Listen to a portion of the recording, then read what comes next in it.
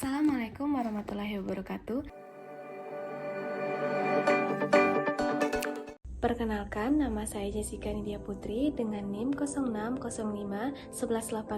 0605-1182-126011 dari Prodi PPKN Universitas Sriwijaya. Di video kali ini saya akan menjelaskan mengenai kearifan lokal dan masalah-masalah kearifan lokal dalam masyarakat, terutama di daerah saya, yaitu Bengkulu Rujak Lembong, serta solusinya.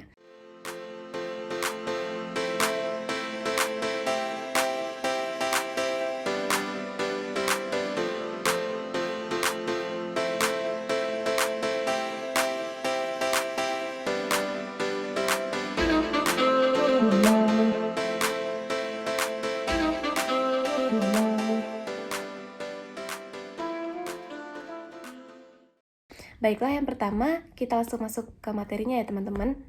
Apa itu kearifan lokal? Teman-teman di sini pada tahu nggak kearifan lokal itu apa? Jika iya, saya beri waktu untuk teman-teman jawab ya. Benar sekali. Jadi, kearifan lokal adalah suatu bagian dari sebuah budaya yang ada dalam masyarakat yang tidak dapat dijauhkan dari masyarakat itu sendiri. Kearifan lokal bisa disebut juga sebuah nilai-nilai yang ada di Indonesia yang sudah terbukti menentukan atau berperan dalam kemajuan masyarakatnya.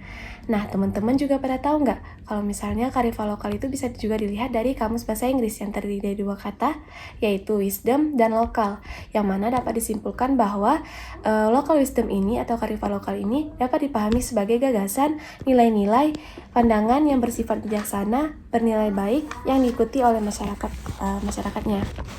Kita masuk ke materi sub kedua, yaitu pengertian kearifan lokal menurut para ahli. Yang pertama yaitu menurut Alfian, kearifan lokal adalah pandangan hidup dan pengetahuan serta sebagai strategi kehidupan yang berwujud aktivitas yang dilakukan oleh masyarakat lokal dalam memenuhi kebutuhan mereka. Selanjutnya menurut Istiawati 2016 berpandangan bahwa kearifan lokal merupakan cara orang yang bersikap dan bertindak dalam menanggapi perubahan dalam lingkungan fisik dan budaya. Yang ketiga, menurut Ratna 2011, kearifan lokal adalah semen pengikat dalam bentuk kebudayaan yang sudah ada sehingga didasari keberadaannya. Kearifan lokal dapat didefinisikan sebagai suatu proses yang berulang-ulang yang mana terdapat ajaran norma yang baik seperti agama, budaya yang dapat dijadikan pedoman dalam kehidupan sehari-hari mereka.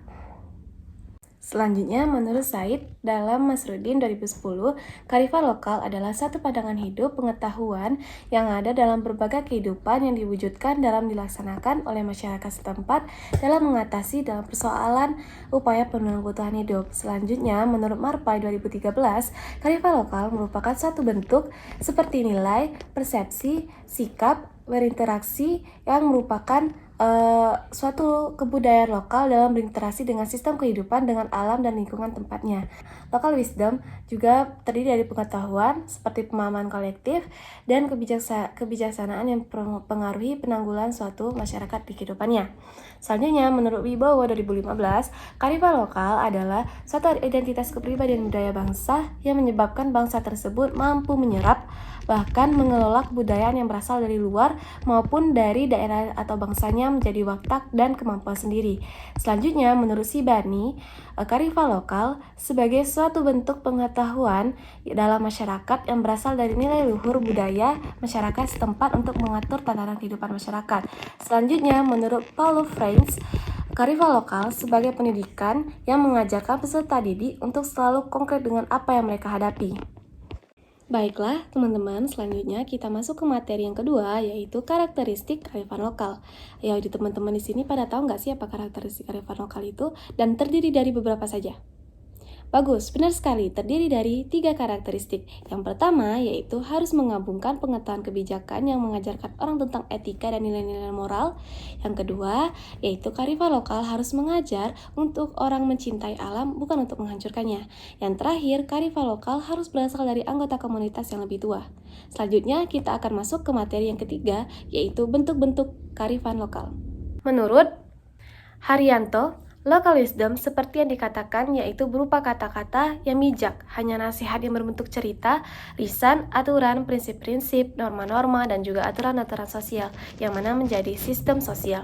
Yang mana menjadi sistem sosial ini yaitu seperti upacara-upacara kebiasaan dan juga ritual-ritual yang biasa tampak di kepribadian sosial yang ada di kehidupan masyarakat tersebut. Cerita-cerita masyarakat ini yang mengandung amanat pada masyarakat dan generasi muda, pada khususnya agar menjaga nilai-nilai kearifan lokal ini, yang mana bisa dilihat seperti contohnya yaitu cerita yang diangkat dalam Ketoprak Mataram yang mengandung nilai-nilai kearifan lokal yang mencerminkan budaya Jawa. Kita masuk ke materi yang keempat, yaitu ciri-ciri wisdom lokal.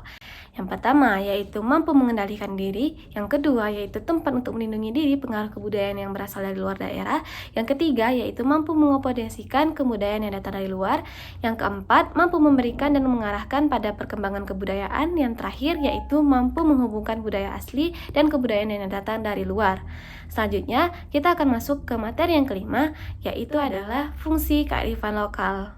Di sini teman-teman pada tahu nggak sih apa saja kearifan lokal itu fungsinya? Baiklah, di sini saya akan menjelaskan fungsi kearifan lokal menurut para ahli. Yang pertama yaitu menurut Haba 2007, kearifan lokal memiliki signifikan serta fungsi sebagai berikut, yaitu penanda identitas sebuah komunikasi, elemen perekat atau aspek kohesif yang terdiri dari lintas warga, lintas agama, dan kepercayaan, unsur kultural yang ada dalam kehidupan dalam masyarakat, dan warna kebersamaan sebuah komunitas yang akan mengubah pola pikir dan hubungan timbal balik individu dan kelompok dengan cara meletakkan di atas common ground atau kebudayaan yang dimiliki, yang mendorong terbangunnya kebersamaan, apresiasi sekaligus sebagai sebuah mekanisme bersama untuk menepis sebagai kemungkinan yang mendusir bahkan merusak soliditas komunal yang ada dalam masyarakat tersebut.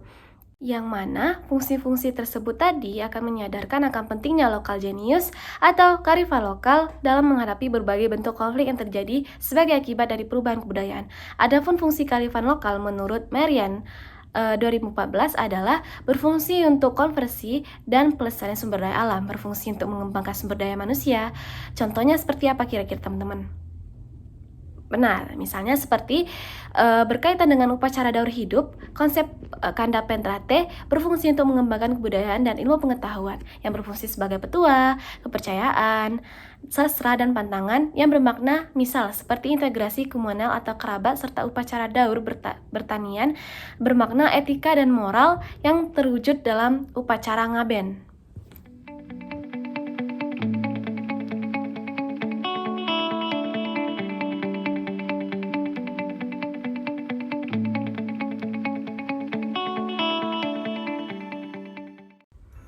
Di masyarakat Bengkulu itu ada adat yang namanya dekorasi taruh pernikahan, di mana masyarakat setempat, mau yang muda, mau yang tua, itu bakal sama-sama bekerja sama, bergotong royong untuk menghiasi dekor taruh pernikahan itu. Tetapi jika dilihat seperti zaman sekarang yang sudah lebih modern dan lebih canggih, adat itu sudah mulai dilupakan dan sudah tidak ada lagi dilakukan di dalam masyarakat Bengkulu Rejang Lebong ini, karena mengingat bahwa di zaman modern ini kan sudah ada wedding organizer atau WO, yang mana jasa mereka itu dibeli oleh orang yang ingin membuat acara pernikahan untuk membuat dekorasi taruh pernikahan tersebut, sehingga tidak ada lagi masyarakat atau anak-anak muda sekitar sini yang membantu untuk mendekorasikan taruh pernikahan tersebut.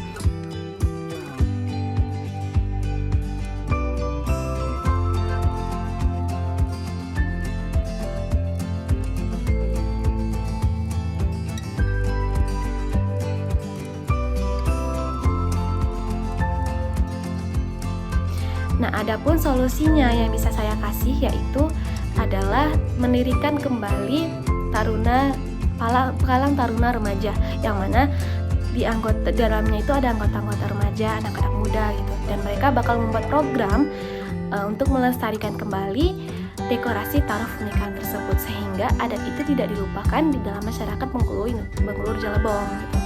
Lagi juga kan dengan adanya dekorasi taruh pernikahan ini kan juga bisa menimbulkan adanya gotong royong dan kebersamaan bersama masyarakat sekitar. Jadi rasa kebersamaan itu bakal tetap terjaga dan gotong royong itu juga bakal tetap terjaga, dapat dilestarikan kembali di masyarakat Bangpur Cirebon ini. Mungkin sekian materi dari saya teman-teman semua. Semoga teman-teman semua bisa mengerti dan memahami serta masalah-masalah yang tadi yang saya sebut bisa dimengerti oleh teman-teman semua. Sekian dari saya akhiri. Wassalamualaikum warahmatullahi wabarakatuh. Bye-bye.